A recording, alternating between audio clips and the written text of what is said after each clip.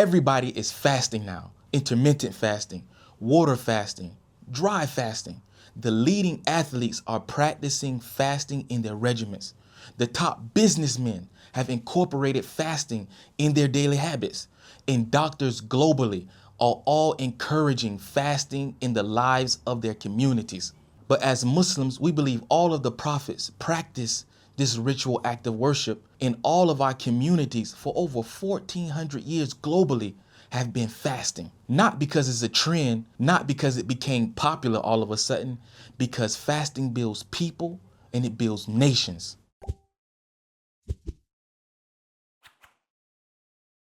Assalamu alaikum, yours truly, Brother Bilal, build a mind, build a community. Now I want to address some double standards here. When multi-millionaires and billionaires begin to fast, it's called biohacking. And when top performing athletes incorporate it, it's called achieving peak performance. But when the Muslims are diligent year after year practicing it, oh, it's just something that the Muslims do. I don't need fasting to be spiritual. But let's be clear about something. The world isn't just discovering fasting today. They're rediscovering something that they forgot. And the reason they forgot is because discipline is optional in today's world. We are living in the most comfort addicted civilization ever in human history. People can't put their phone down for just 2 hours without feeling some type of discomfort. There is a global addiction to sugar, drugs, porn, shopping, validation. And this is why Allah addresses the believers. وَأَن تَصُومُوا خَيْرٌ لَكُمْ. And that fasting, it truly is best for you. See, fasting is about control and consciousness. Control of one's appetite, control of one's ego, control of one's impulses, and control of the self when everyone's calling you to do, indulge, fulfill, being able to abstain and stay away from something. And then there is the consciousness, being closer and connected to your creator, because the barriers of desires, of thought are now removed. There are nothing preventing you from having a deeper relationship with the one who provides for you and sustains you. This is the fasting that Islam has legislated. And this is why the obligatory fasting in the month of Ramadan happens annually, whether it's convenient to us or not. See, fasting in the month of Ramadan is the recalibration of the believer. It is the recalibration of the Ummah, the communities in the nation of Muslims as a whole, returning back to higher levels of consciousness, returning back to communal unison, and many other lofty objectives that come with fasting.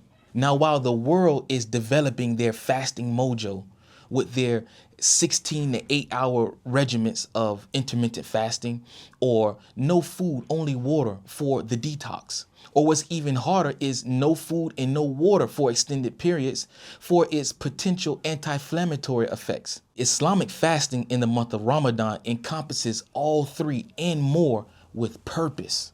Fasting from before the sun rises all the way into sunset with pure spiritual intentions. No food, no water, no impulsive behaviors. This is not just a physical fast. This is a behavioral fast. This is a spiritual and moral uplifting. You're not only controlling what does or what does not enter into your stomach, you're controlling what enters into your heart, what enters into your ears, what enters into your eyes. It also includes how you treat people and how you respond when people provoke you. Now listen to the comprehensive words of the Prophet sallallahu alaihi wasallam as he said, "Men lam yada' qawl az-zur wa 'amala bihi, falaysa lillahi hajatun bi an yada'a ta'amahu wa sharabahu." He mentioned sallallahu alaihi wasallam that he who does not give up bad speech and acting upon it, then Allah is not in need of him to give up his food nor his drink. This is the essence of fasting, a divine mandate that rectifies not just the individual, but the morality of the Muslim community. Now, if you take a scroll on media, you'll find someone trying to give you their formula for metabolic reset, how to just give your body a rest, or for autophagy, how to replenish your cells, or a formula for hormonal balance. Now, Islam already came with the divine formula, and it starts with Taqwa, which is the disciplined awareness of Allah in everything that we do as Muslims. So Allah, He tells us in His book of guidance in the Qur'an, Kutiba alaykumus siyam kama kutiba ala alladhina min qablikum la'allakum tattaqun.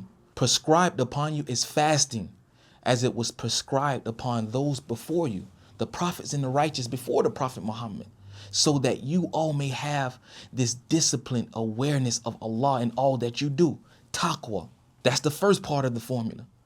And then that taqwa brings about so many different benefits. وَمَن يَتَّقِ اللَّهَ يَجْعَل لَهُ مَخْرَجًا. Whoever he fears Allah, Allah will give him a way out. وَيَرْزُقُهُ مِنْ حَيْثُ لَا يَحْتَسِبُ. And Allah will sustain the one who has taqwa from provisions in which he could never ever imagine. And Allah continues the benefits. يَجْعَل لَهُ مِنْ أَمْرِهِ يُسْرًا. And Allah will make easy in the affairs of the one who has this taqwa, this righteousness. يُكَفِّرْ عَنْهُ سَيِّئَاتِهِ. And Allah, He will forgive the sins and the shortcomings of the one with taqwa. وَيُعْذِمْ لَهُ أَجْرًا. And Allah will make immense the reward for fasting for him.